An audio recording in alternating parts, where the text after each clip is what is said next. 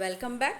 I am N.S. Lavanya, Assistant Professor, Department of English, KCS Kasinadar College of Arts and Science. In this video, let's have a look at the summary of Macbeth. Introduction. Macbeth is a tragedy by William Shakespeare. It was first performed in 1606. It dramatizes the damaging physical and psychological effects of political ambition on those who seek power for its own sake. Shakespeare wrote plays during the reign of James I, who was patron of Shakespeare's acting company. Macbeth most clearly reflects the playwright's relationship with his sovereign. It was first published in the folio of 1623, possibly from a prompt book, and is Shakespeare's shortest tragedy. Act 1. The play opens amid thunder and lightning.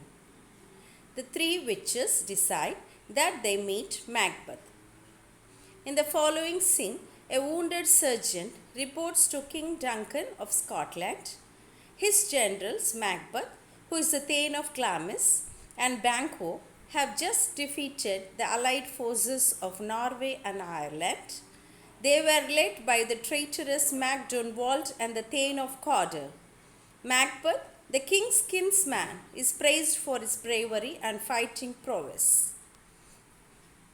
Macbeth and Banquo discuss the weather and their victory. As they wander onto a heath, the three witches enter and greet them with prophecies. Though Banquo challenges them first, they address Macbeth, hailing him as the Thane of Glamis, Thane of Cawdor, and that he will be king hereafter. Macbeth appears to be stunned to silence. When Banquo asks of his own fortunes, the witches respond paradoxically, saying that he will be less than Macbeth, yet happier, less successful, yet more. He will father a line of kings, though he himself will not be one. While the two men wonder at these pronouncements, the witches vanish and another Thane, Rose, arrives and informs Macbeth of his newly bestowed title, Thane of Cawdor. The first prophecy is thus fulfilled, and Macbeth, previously skeptical, immediately begins to harbor ambitions of becoming king. King Duncan welcomes and praises Macbeth and Banquo. He declares that he will spend the night at Macbeth's castle at Inverness. He also names his son Macomb as his heir. Macbeth sends a message ahead to his wife, Lady Macbeth, telling her about the witches' prophecies. Lady Macbeth worries Macbeth is too kind and honorable to fulfill his ambition and the prophecy. She decides to question his manhood to make him act.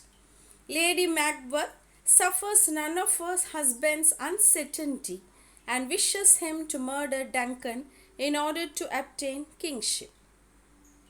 Macbeth arrives at Inverness. Macbeth, alone, agonizes about whether to kill Duncan. He would be willing to murder Duncan if he thought that would be the end of it. But he knows that bloody instructions being taught return to plague the inventor.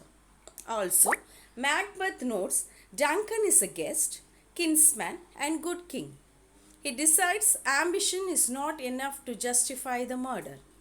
Lady Macbeth overrides all of her husband's objections by challenging his manhood and successfully persuades him to kill the king that very night.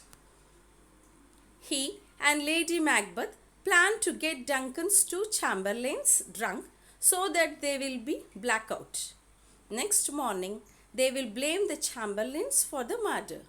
Since they would remember nothing whatsoever, they would be blamed for the deed. They will frame the gods for Duncan's murder by covering their daggers in Duncan's blood. The final step of the plan is for Lady Macbeth and Macbeth to act horrified on the discovery of the murder and clamor roar upon his death. Macbeth is settled to kill Duncan. That's the end of Act 1. We see next time with another interesting topic.